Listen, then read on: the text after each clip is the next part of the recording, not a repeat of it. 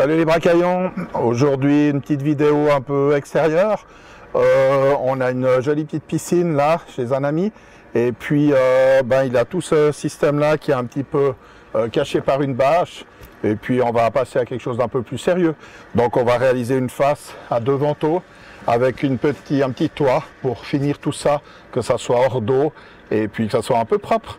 On va regarder ensemble toute la fabrication, le processus, les ferments, sachant qu'on est à l'extérieur, il faudra soigner un petit peu tout ce qui est résistance à l'humidité, au climat. Ici on a de la neige de temps en temps quand même, donc tout ça il faut en tenir compte. Je vous reprends dans un tout petit moment à l'atelier. A tout de suite les bracaillons. Pour mieux comprendre, j'ai entouré cette partie d'un rond bleu. J'ai fabriqué un petit fragment juste pour me faire une idée. Il n'y a pas tout à fait les mêmes dimensions, mais ça donnait une idée plus concrète. Donc on va voir ça dans quelques secondes. Voici notre fragment pour l'explication sur lequel tu devines le cadre, qui lui sera fixe, et puis le ventail ouvrant.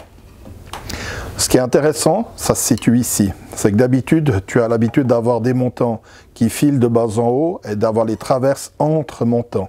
Ici, c'est exactement le contraire. On a la traverse qui vient par-dessus les montants.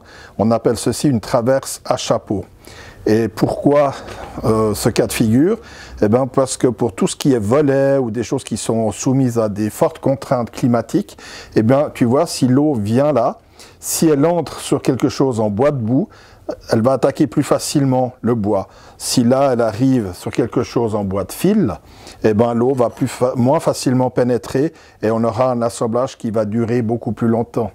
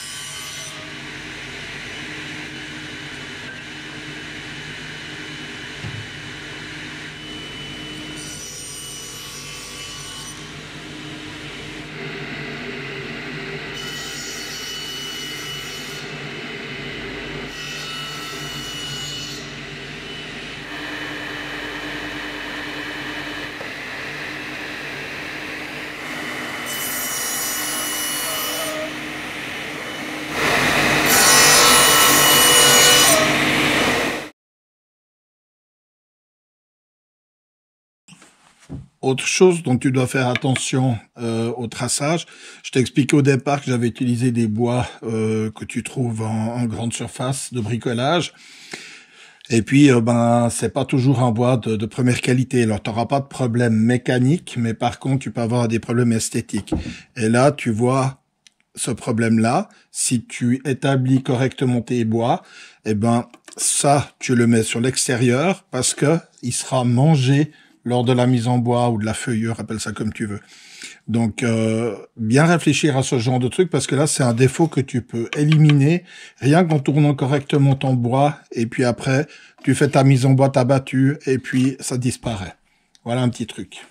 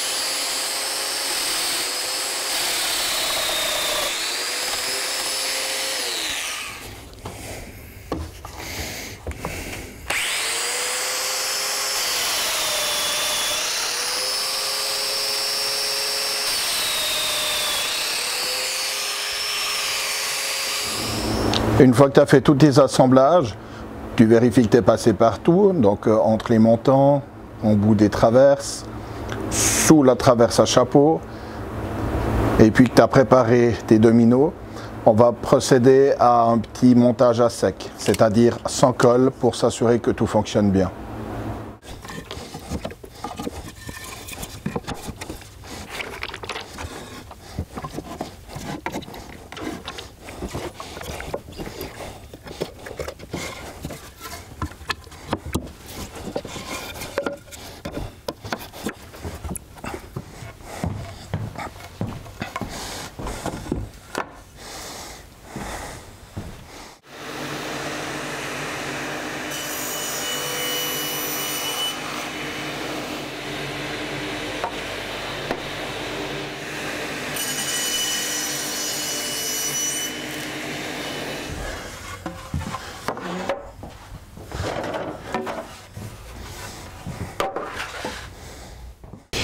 Alors sur les châssis des Vento, on avait des traverses de 80 mm de large, donc on devait faire attention pour répartir un peu nos dominos. On ne pouvait pas céder des butées qui sont intégrées à la machine.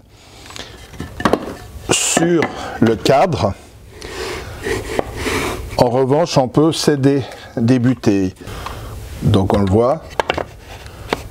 On peut s'appuyer, mais on peut s'appuyer que depuis le bout, comme je vais mettre 2 dominos ici, on sera un peu embêté, et puis on pourra s'appuyer aussi sur cette partie-là, aussi qui est l'extérieur du cadre. Donc, vous faites comme vous voulez, mais ce que je fais moi, c'est que je m'appuie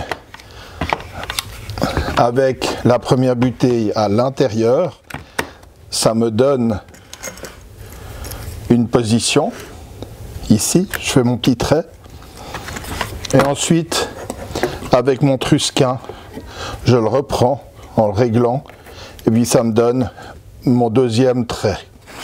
Donc ici, j'ai pas besoin de le noter puisque je pourrais m'appuyer, et puis voilà, sur le deuxième, je note juste mon trait de repère, et puis après, je viendrai avec la machine sur le trait pour faire mon machinage.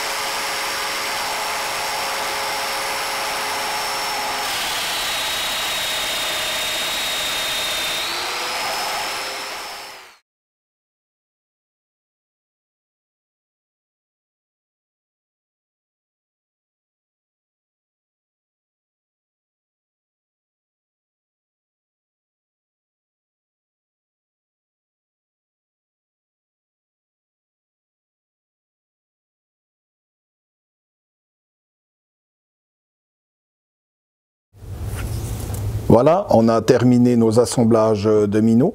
Maintenant, on va pouvoir s'occuper du montage et collage. Avant de procéder au montage et collage, il faut qu'on s'occupe des champs intérieurs de nos châssis. Et ça sera plus facile à faire quand c'est démonté et pas encore collé. Et puis, il y aura une chose importante, ça sera aussi le choix de l'assemblage ici, si on le marque ou non. Donc je vais te montrer ça d'un petit peu plus près. Je t'ai fait 2 fragments ici pour te rendre compte de la différence. Donc sur le premier, on voit un assemblage tout à fait plat, lisse, qui n'est pas marqué, donc vraiment conventionnel. Sur le deuxième, ici, tu vois que le joint est marqué. Ça veut dire qu'il y a un chanfrein sur cette partie-là et sur l'autre partie, ce qui fait ce qu'on appelle un grain d'orge. Et puis ça, c'est un assemblage que je conseille quand tu vas faire de la peinture. Surtout pour quelque chose qui va à l'extérieur, où il y a beaucoup de dilatation. Tôt ou tard, sur un assemblage comme celui-ci, ça va se marquer, ça va faire une fente. Si tu marques ton joint, tu auras aussi de la dilatation, mais tu auras quelque chose qui sera marqué beaucoup plus propre. Donc voilà pourquoi je te conseille. Mais si tu veux faire celui-là parce que tu aimes mieux, tu le fais, il n'y a aucun problème. Tu ne vas pas avoir de problème mécanique, ça sera juste un problème esthétique. Cet assemblage-là, je te le conseille pour quand tu gardes le bois naturel, c'est-à-dire juste avec un vernis ou une teinte. Donc ça va très bien, et si c'est pour l'intérieur, ça va nickel. Pourquoi je te demande de travailler désassemblé et pas comme ici assemblé? C'est pour des raisons pratiques. Quand tu vas faire ta mouluration, tu vas être stoppé par le montant. Donc ça c'est un problème et ça va te faire une finition dégueulasse. Quand tu vas poncer aussi, tu n'arriveras jamais propre dans le coin et en plus tu vas marquer le montant par exemple dans ce cas-là. Donc c'est compliqué. Si tu travailles désassemblé, tu vas pouvoir faire toute ta surface, ta mouluration aussi, tu peux aller de part en part et ça sera propre. Voilà pourquoi on travaille toujours désassemblé, dans la plupart des cas, pour pouvoir avoir des champs intérieurs propres, parce que c'est toujours compliqué et embêtant de venir retravailler un champ intérieur après le collage et le montage. Alors voilà ce que ça donne en vrai.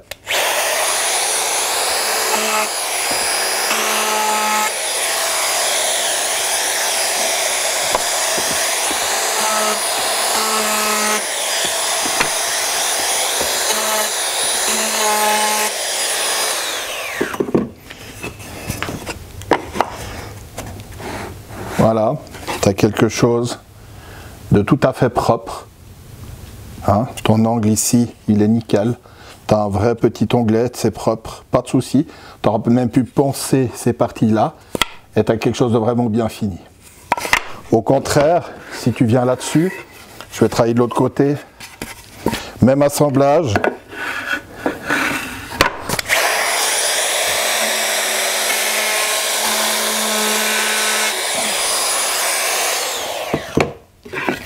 Voilà ce qui se passe. Si tu regardes bien ici, je vais essayer d'agrandir un petit peu. Voilà, on voit ce que je disais, ton roulement a tapé et ta finition n'est pas propre. Ça te fait un truc un peu dégueulasse. Et si tu avais encore un quart de rond, ben, ça te fait vraiment cette finition arrondie qui est vraiment pas très esthétique. Là, il va falloir soit tu laisses comme ça parce que ça te plaît, c'est une possibilité, soit tu es obligé de reprendre.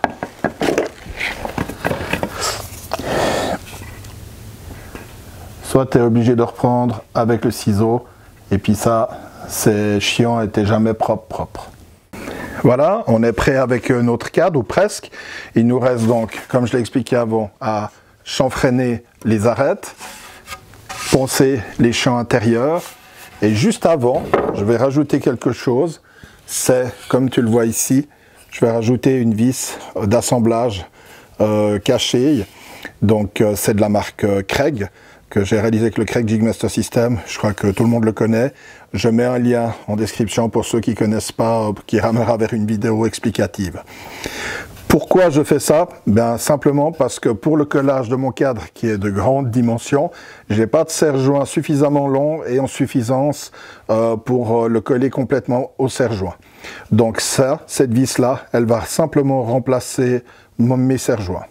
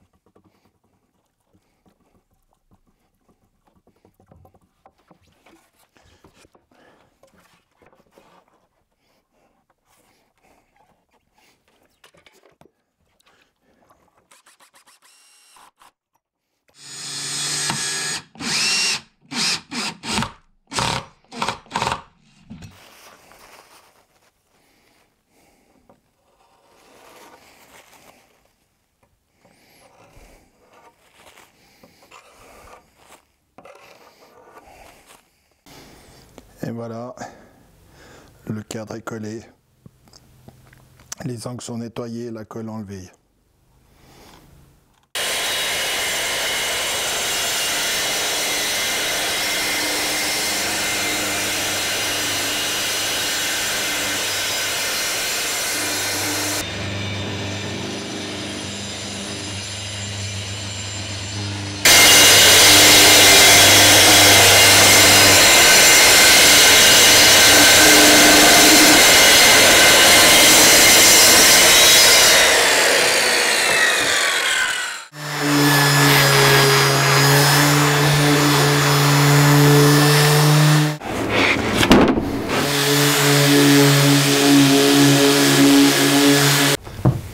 Voilà, on a donné un petit coup de ponçage sur notre châssis.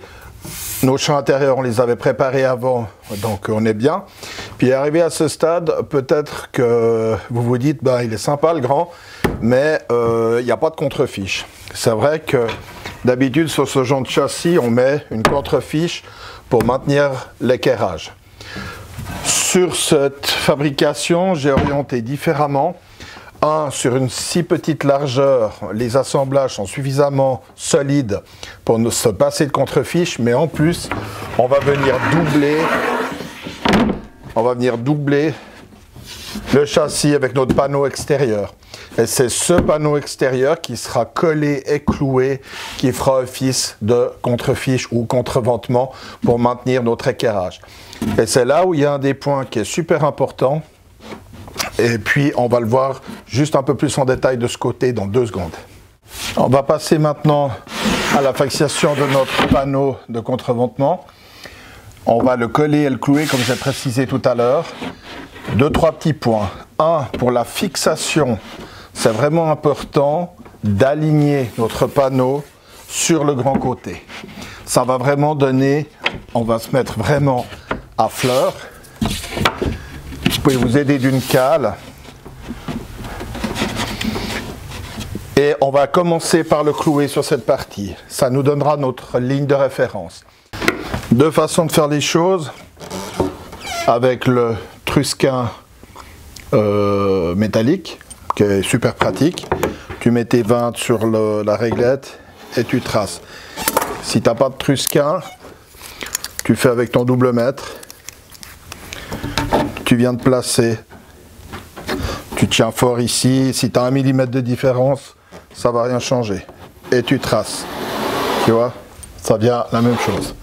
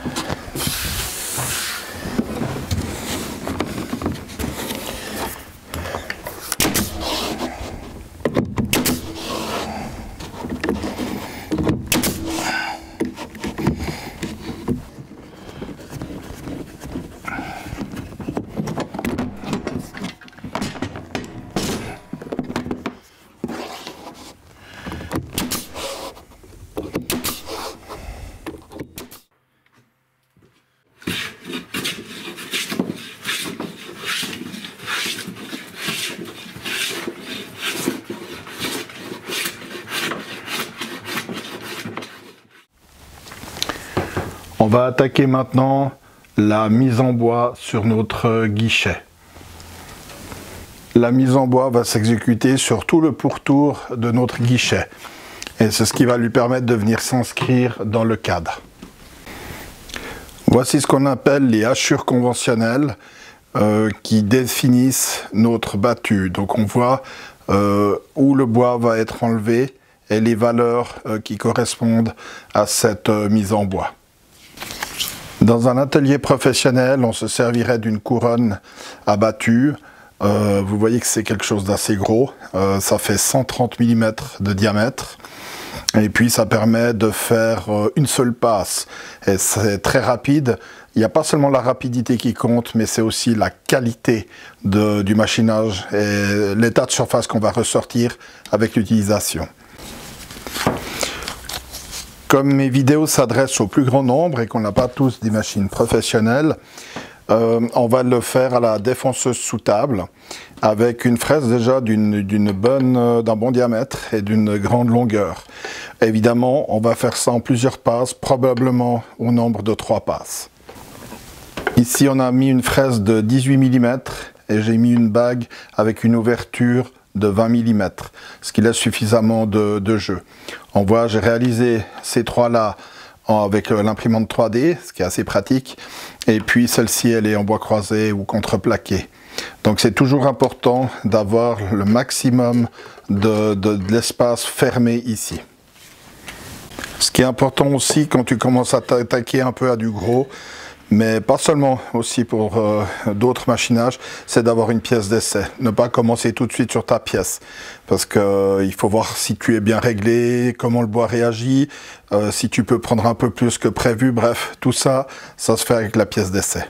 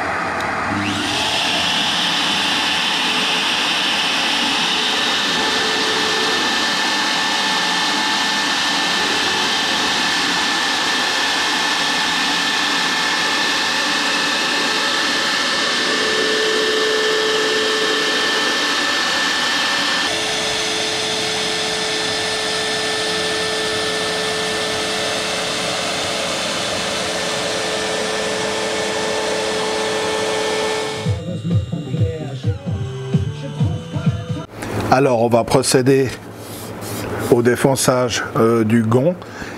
Tu as plusieurs moyens de le faire, j'aurais pu le visser simplement, mais là j'ai décidé de l'encastrer. Donc on va voir comment on règle sa défonceuse.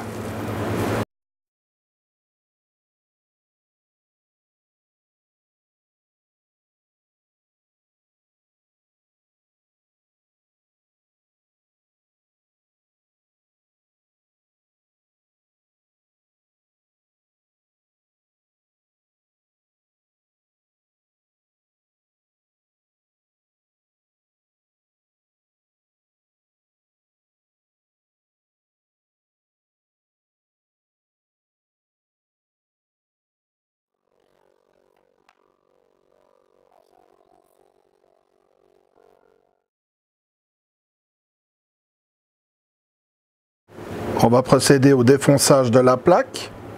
Pour ceci, on va devoir régler notre défonceuse pour déterminer l'épaisseur. Pour ça, tu peux faire comme tu veux. Tu peux utiliser le double mètre. Tu peux utiliser le pied à coulisse. Mais moi, ce que je te conseille pour plus de précision et pas de chiffre à retenir, c'est de travailler avec la butée. La première chose à faire, c'est d'abaisser ta fraise jusqu'à ce qu'elle soit en contact avec le bois. Tu maintiens en serrant la poignée. Et ensuite, tu intercales ta plaque entre l'écrou, la butée et la butée micrométrique. Tu glisses, on voit qu'il y a du jeu.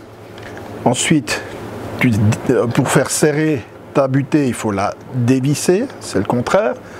Et dès que tu sens que tu as une résistance, tu serres l'écrou en contrebas. Et ensuite, tu regardes la dureté. Et avec ça, tu peux serrer plus ou moins ta butée pour avoir plus ou moins de jeu. Et là, normalement, tu es quand même sacrément précis.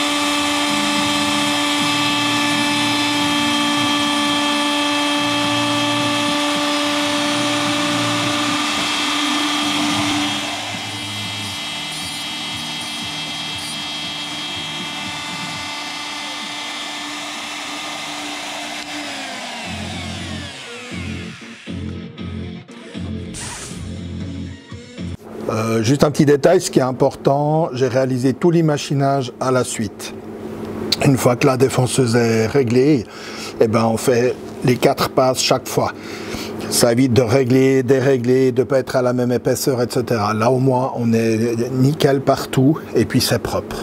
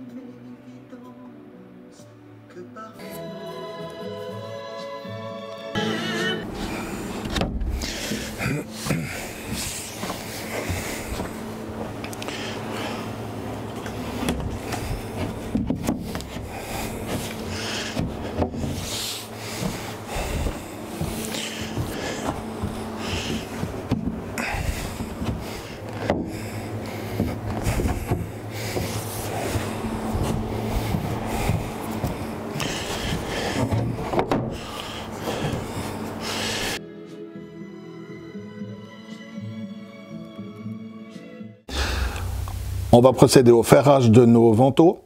Pour ce faire, il y a quelques points à respecter.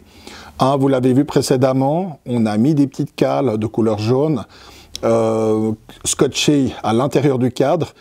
C'est contre ces cales, des cales de distance, que le ventail va venir s'appuyer. C'est ça qui va nous donner notre jeu technique, pour pas que ça frotte. Donc, il faut s'assurer et en haut et en bas, qu'on appuie bien contre ces cales pour qu'on ait un jeu bien régulier. La deuxième chose, c'est que quand on met en place notre répare à équerre, il faudra s'assurer que cette distance ici et ici soit la même, parce qu'on le voit, on a un peu de jeu dans ce ferrement. Donc ça, c'est bien important qu'on soit bien régulier ici. Dans un premier temps, on va, au moyen de la mèche à centrer, faire quelques pointes ici. On mettra des vis avec un gros filetage. Là, c'est des 5-20, pas net, simplement pour bien nous fixer et puis pas que ça bouge. Et puis, on laissera un trou sur deux de libre pour pouvoir tout de suite mettre les boulons avec les écrous.